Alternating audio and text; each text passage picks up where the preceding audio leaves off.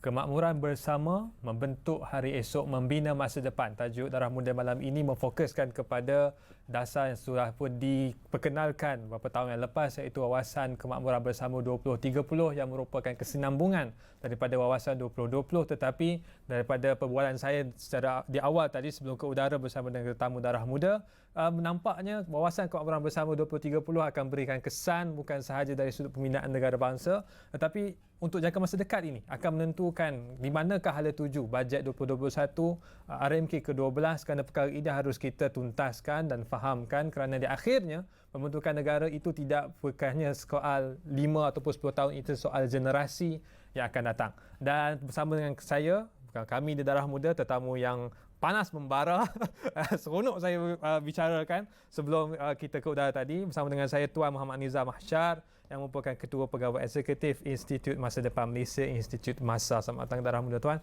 Di awal ini bila sebut tentang WKB 2030, pasti kita dapat matlamat yang jelas, kita tahu ke arah mana teras yang kita nak cuba kata, tapi tinggal lagi dalam suasana hari ini.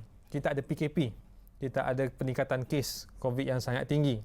Kalau betul nak membentuk kemakmuran secara bersama, ini komen awal, adakah akan berjaya?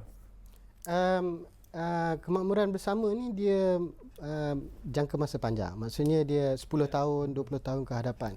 Dan bila kita bercakap tentang keadaan sekarang ini, kita memerlukan beberapa inisiatif terdahulu.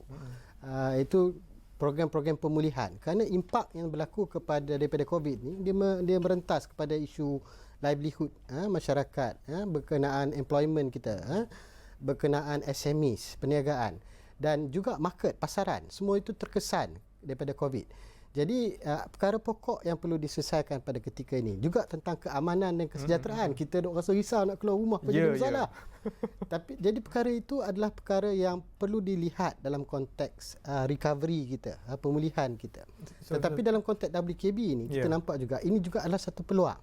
Bukan saja kita melaksanakan pemulihan, tapi kita juga mengambil peluang untuk menjadikan dia satu peranan untuk kita reset ekonomi kita. Itu idea paling besar yang saya kata Tuan Nizam cuba untuk tampilkan, sebab kalau boleh kita tengok daripada penerbitan awal ni pada 30 April dan juga bernama pada 12 Mei yang lalu, sebut tentang ini masa yang paling sesuai untuk kita reset ekonomi, bukannya restart. Mungkin awal ini apakah dimaksudkan dengan reset itu?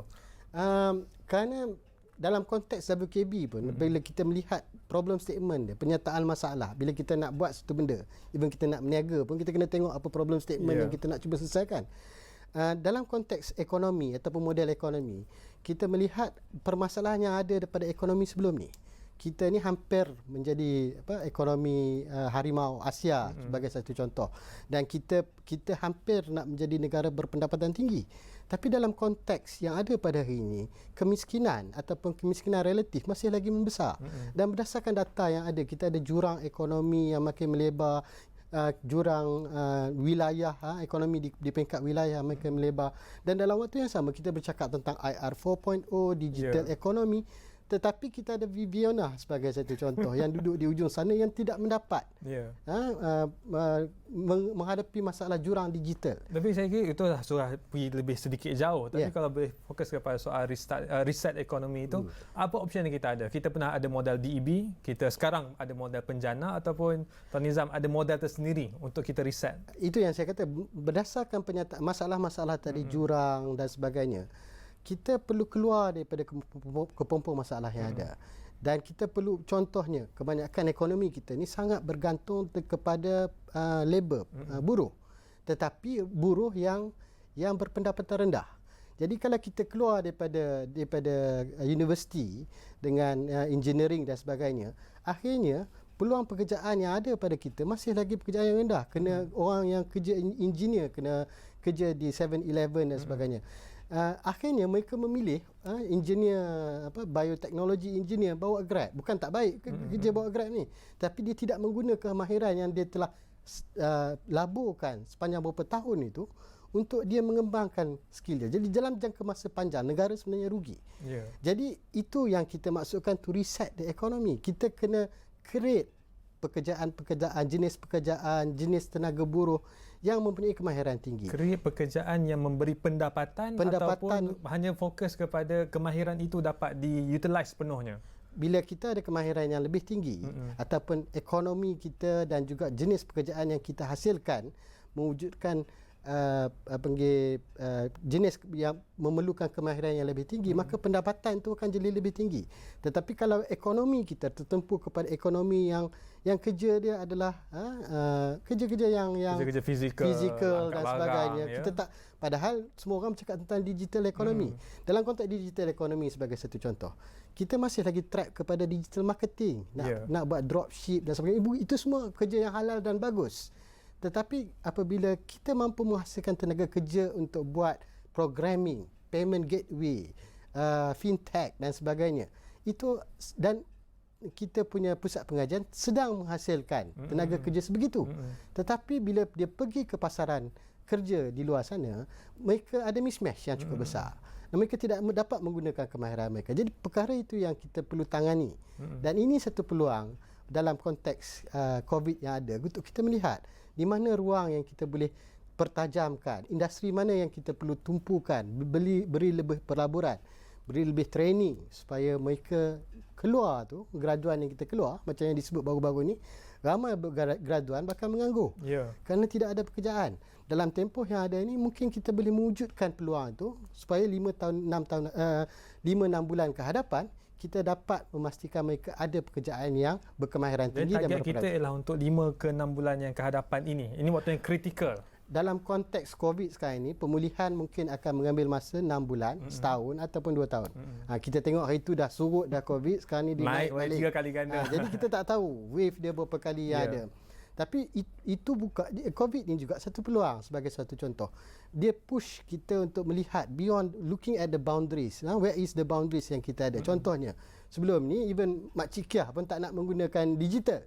Tetapi dia push the boundary, actually the common people can do it. Orang biasa ni pun boleh menggunakan instrumen-instrumen tu untuk meninggikan pendapatan mereka. Jadi ini juga adalah satu peluang. So for me, sikap yang kita perlu ada adalah looking at when even dalam krisis tu ada peluang. In crisis there is always opportunity. Opportunity banyak, tapi juga Tuan Nizam sebut bahawa kita nak bicarakan tentang soal localize. Bukan saya talent tetapi juga industri semua berpusat di Malaysia. Sedangkan kita dah ada juga industri yang besar. Contoh kalau di Negeri Sembilan, kita ada katanya Tok Mat ada kilang buat kapal terbang. Dipilih kita ada kilang semikonduktor yang quite besar juga kalau nak compare dengan rantau yang lain. Adakah itu tak cukup? Itu cukup dan perlu diperkembangkan. Dan kita perlu lihat ruang-ruang ini. Kita ada banyak pakar yang ada. Kita ada pakar solar yang mana dia punya kemahirannya dipergunakan di Jerman.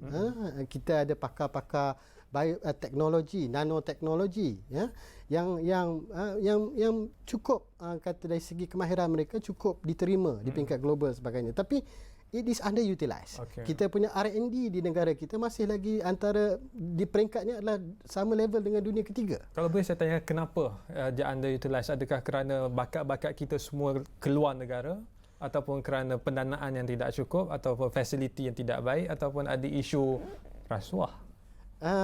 Berbagai faktor. Sebab tu bila kita melihat konteks yang ada tu, kita akan cuba menangani. Kita kata 5 masalah utama dia. Kita kena melihat semua masalah ini dan cuba menanganinya dalam konteks model wawasan kemakmuran bersama ni. Antara lain tu kita bercakap tentang kemahiran tadi. Kita bercakap tentang ekosistem. Orang nak berniaga ke dalam fintech, tetapi dalam perbankan, dunia perbankan kita lagi dia masih memikirkan kata kalau you nak berniaga you kena ada collateral, you kena ada kedai. Padahal dalam konteks dunia fintech sebagai satu contoh, everything virtual office. You can work from your home. Tetapi nak orang kata nak merubah ekosistem itu antara nak menyesuaikan apa kehendak bank dengan apa kehendak perniagaan zaman moden pada hari ini, dia memerlukan masa. Jadi model ekonomi itu harus diteliti satu demi satu apa pincangnya. Jadi anda kata polisi perbankan itu ke belakang, contohnya dulu Malaysia ini adalah yang terutama dalam konteks Islamic finance, kewangan Islam. Tetapi di mana kita pada hari ini? Singapura lebih maju dalam konteks itu, fintech sebagai satu contoh. Kita masih ke belakang kerana kita trap dalam regulatory punya constraint. Kita tidak berani nak mencuba perkara yang baru.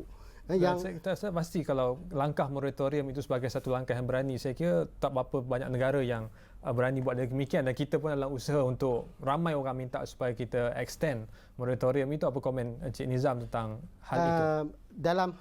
Dalam hal itu, dalam konteks pemulihan, kita perlu lihat the breathing space of the SMEs. Kebanyakan SMEs ni dia mempunyai capital ataupun pendanaan yang hanya boleh bertahan dalam 2-3 bulan. Jadi nak cakap kata dia boleh selepas untuk bergerak ke hadapan tu, dia mempunyai lepas daripada COVID ini dia dapat bergerak, belum tentu. Kalau lebih panjangnya COVID, lebih terkesan kepada mereka. Jadi kita perlu ada penyesuaian lah. Jika masalah COVID ni sebenarnya telah ditangani, jadi mungkin moratorium itu tidak perlu lagi. Tetapi kalau masalah ini berlanjutan, kerajaan harus mempertimbangkan. Cik Nizam, ini merupakan tweet daripada Dr. Rais Husin, merupakan chairman MDEC, sepaham saya. Kata beliau, dia juga sangat mencadangkan supaya dipanjangkan lagi moratorium ni sehingga 31 Disember 2020. Mandangkan antara lain alasannya kerana kita ada sufficient liquidity in domestic market, and it will also ease the pressure life among fellow Malaysians, and given the current economic conundrum yang kita berhadapan sekarang. Adakah Cik Nizam bersetuju? Sebab nampak ada perlu diimbangkan di antara dua, antara keperluan pasaran dan juga keperluan rakyat Malaysia. Kita melihat dalam konteks ekonomi kita tidak hanya eksklusif kepada negara kita. Kita sangat bergantung kepada pasaran luar. Dan dari segi pasaran, permintaan supply chain kita global supply chain telah affected. Jadi kita nak keluar, kita nak berniaga, kita nak memasarkan barang kita sebenarnya terkesan. Dan ekonomi dalaman kita sahaja tidak mencukupi. Jadi SMEs pada ketika ini masih lagi terkesan. Perniagaan, ekonomi masih lagi terkesan. Jadi dia mengambil masa yang lebih lama sebenarnya untuk SME ini dah ada breathing power. Jadi saya bersetuju. Moratorium ini sebenarnya boleh memberi the breathing space kepada ekonomi, kepada SMEs, supaya mereka dapat bertahan untuk lebih lama dan memastikan supply chain ataupun pasaran itu dapat terbuka lepas ini. Kalau boleh kembali pada WKB, soal kemakmuran secara bersama, taraf hidup yang selesa untuk semua, saya nak kaitkan dengan bila sebut tentang ekonomi itu, nak pastikan bahawa pada bajet 2021 ini, tindakan yang paling awal, satu perkara yang kita boleh cetuskan dan boleh laksanakan dengan segera, sebab saya tak nak mahu WKB 2030 nanti akan ada pula WKB extended another 10 years sebab kita gagal dalam masa 10 tahun ini. Bagaimana untuk pastikan perkara itu tak berlaku? Saya rasa saya balik kepada saya punya apa yang saya sebutkan sebelum ni, itu persoalan reset ekonomi ini. Saya rasa keperluan sekarang ni, baru-baru Menteri KPT pun ada sebut, kata graduan akan bertambah jumlah yang akan menganggur selepas ini. Again, saya rasa this is opportunity to reset the economy. Jadi contohnya dalam tempoh yang ada, daripada ekonomi tak dapat berjalan, mungkin dia adalah proses untuk melihat kepada graduan yang ada itu untuk melalui proses reskilling yang lebih panjang. Dan saya tengok 2-3 negara, Korea dan beberapa negara lain, sedang menangani COVID dengan kaedah itu. Mereka melihat untuk ekonomi mungkin 6 bulan daripada sekarang, setahun dari sekarang. Apa keperluan ekonomi 6 bulan ataupun setahun daripada sekarang. Bagi rakyat Malaysia, mereka lebih fokus kepada apa yang mereka dapat. Saya kira itu pun istilah ekonomi, itu household distribution kan.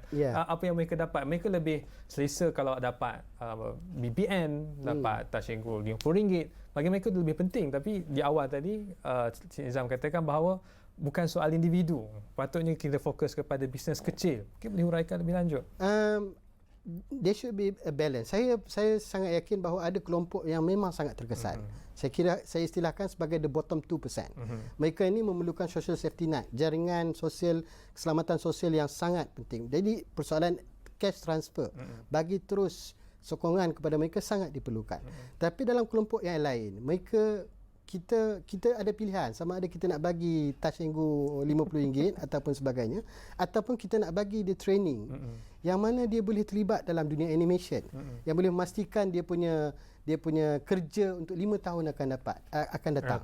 Jadi pilihan tu ada. Yang pentingnya bagi mereka perlu makan, mereka perlu isu perut, isu keluarga, keluarga dan sebagainya. Anda kata benda itu boleh diimbangkan, maka saya rasa mereka tidak akan ada masalah.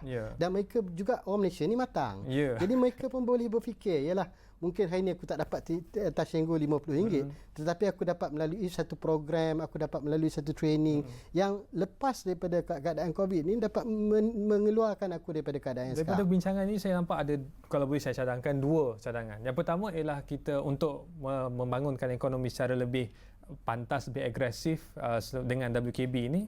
Yang pertama ialah kita guna JLC centric approach.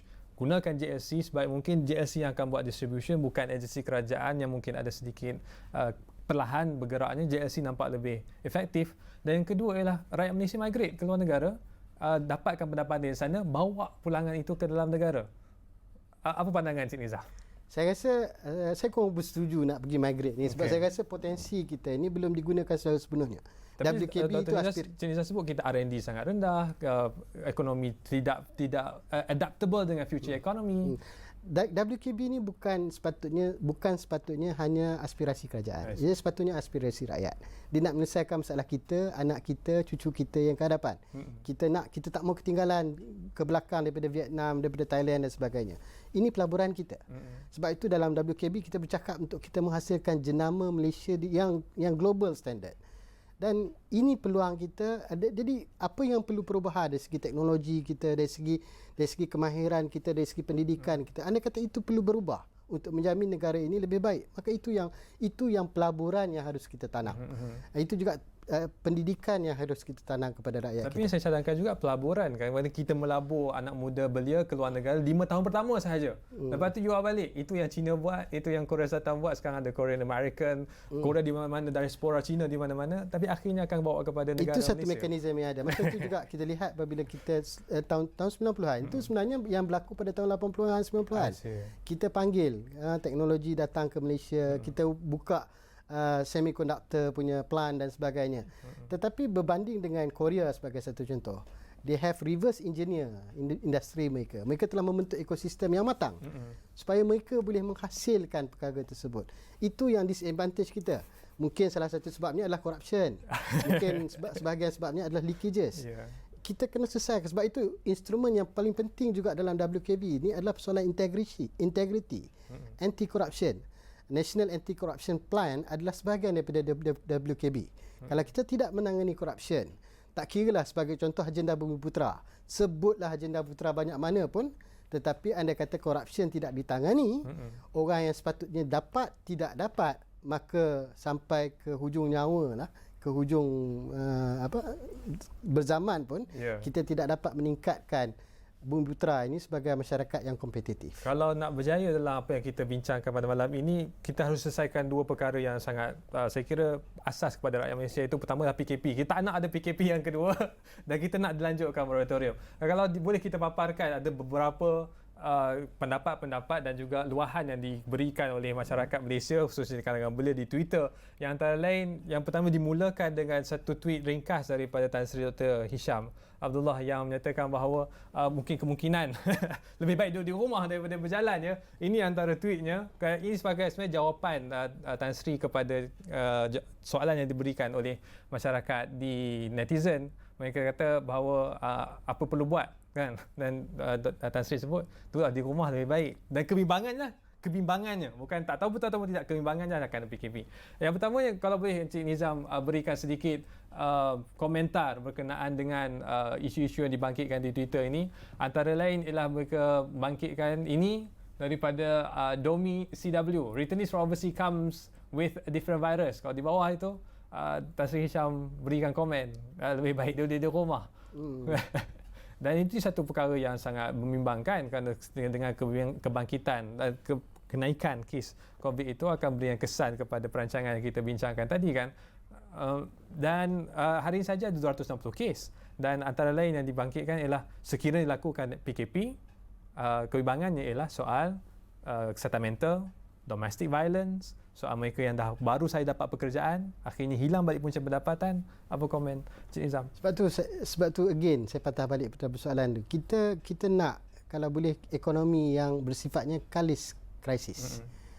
Sebagai contoh di US, bahawa negara maju, hanya 27% daripada masyarakat di US yang mampu work from home. 70% of dia punya population itu sebenarnya tidak mampu bekerja di rumah. Kerana orang yang mampu bekerja di rumah ni dia adalah yang mempunyai kemahiran digital, yang mempunyai knowledge workers yang berkemahiran tinggi. Akhirnya masyarakat umumnya yang sangat bergantung kepada physical labor dan sebagainya akan terperangkap, akan menghadapi masalah dalam perkara ini. Jadi sememangnya dia akan memberi kesan yang cukup mendalam. Jadi saya setuju menangani krisis, menangani COVID adalah important. Dan sebenarnya kita ada advantage.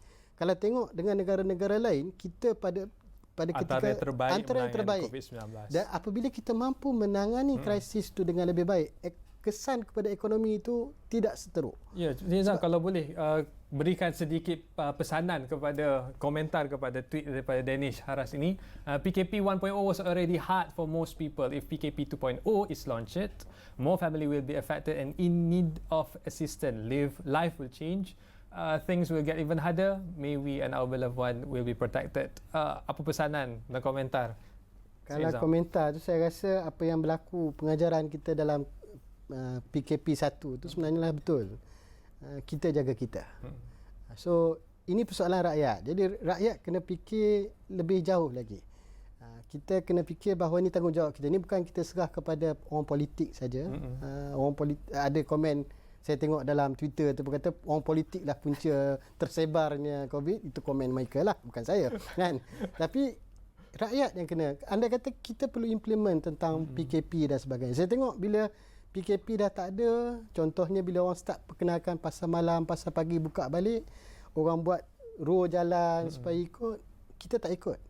So when bila kita masih lagi kekal sebagai masyarakat yang tidak matang, kita of course masing-masing ada keperluan yang berbagai kan, tetapi bila kita tidak mahu untuk jaga diri kita, jaga keliling kita, kita tak menghormati perkara itu, maka COVID ni tak dapat ditangani. Kematangan yang macam mana yang Tuan betul kan? Itu satu hal, kita hormat SOP. Tetapi apa lagi kematangan yang perlu untuk memastikan bahawa ia bukan soal sahaja kita boleh menangani COVID-19, tetapi dalam masa yang sama kita boleh mengembangkan ekonomi kita itu yang agak terbantut akibat PKP dan juga COVID. Sebagai satu contoh, banyak di kalangan yang akan terkesan banyak dalam KP adalah golongan yang berpendapatan rendah. Dan mereka kurang mampu untuk berniaga dan sebagainya. Pendapatan 2,000 ke bawah. Ya, dan tapi saya lihat ada perbincangan di dalam masyarakat Facebook dan sebagainya mengatakan bahawa netizen ini membincangkan kata zaman COVID ni tak payah berbelanja. Padahal sebab kita nak kena save, kita kena saving. Ekonomi kena berjalan. Sebab tu daripada awal dulu saya selalu bercakap bahawa we need to restart ekonomi. Kita tak boleh tangguh. Kita kena cari mekanisme supaya ekonomi itu boleh terus berjalan dalam keadaan itu. Jadi kita kena bantu terutamanya golongan yang bawah di sana. Sama ada kita memberikan mereka safety net, jaringan sosial, bagi cash transfer ataupun sebagainya, bagi bantuan direct, ataupun kita membeli barangan mereka. Jadi kalau ekonomi berputar, maka lebih kurangnya masyarakat yang akan terseksa dan terkesan daripada PKP. Yeah. Ini satu emosi yang telah diluahkan di Twitter, Encik Nizam. Saya nak baca orang saya takut, tapi yang tweet yang pertama itu, kerja bagai nak rak, weekdays, weekend, dah akhirnya tak ada makna. Cash flow belum turnover, saving dah tak ada. Jadi bagaimana untuk kita menyantuni mereka ini? Mereka ini bekerja kuat, mereka bukan yang malas, mereka dah cuba sebaik mungkin, tetapi ini berlaku. Ya, jadi sebab itu saya kata dia memerlukan kematangan. Dan saya tak salahkan mereka ni sebab sebahagian mereka patuh kepada SOP. Mereka telah melalui proses tu. Tapi sebahagian lagi pula membiarkan benda ni terlepas. Dan kita lihat perkara itu berlaku. Jadi apabila balik persoalan tadi, apabila kita tak boleh jaga diri kita, kita tak membantu dan kita tidak patuh pada SOP ni, kesannya bukan saja kepada keselamatan kita, kewarasan kita, tapi ekonomi jangka panjang. So it is very important, sangat penting untuk kita selesaikan dulu masalah PKP ni, masalah COVID ini. Kita reduce risiko yang ada, baru ekonomi kita dapat bergerak. Terima kasih banyak-banyak Cik Nizam bersama kami Darah Muda menjawab dan melayani Karinah dan soalan-soalan saya. Tapi saya bincangan yang menarik sebenarnya sebab kita nak pastikan bahawa WKB itu bukan saja sekadar satu lagi polisi. Satu lagi agenda. Satu lagi slogan. Dan sepatutnya kena akhirnya betul-betul menyelesaikan masalah fundamental di kalangan rakyat dari sudut ekonominya, sosial dan juga secara besar soal kenegaraan itu. Terima kasih sekali lagi kepada penonton kita. Kami Darah Muda dan juga seluruh warga bernama sekali lagi malam ini lebih lagi kami tekankan untuk menjaga penjarakan sosial, jaga kesihatan bagi mereka yang ada risiko berada di tempat zon merah. Pastikan keselamatan anda kerana kita bukan sahaja bercerita tentang kesihatan diri kita tapi juga kesihatan orang di sekeliling kita. Jadi terus menjaga kesihatan anda. Sekian itu pesanan ikhlas daripada saya, Irfan Faruqi. Jumpa lagi di Darah Muda.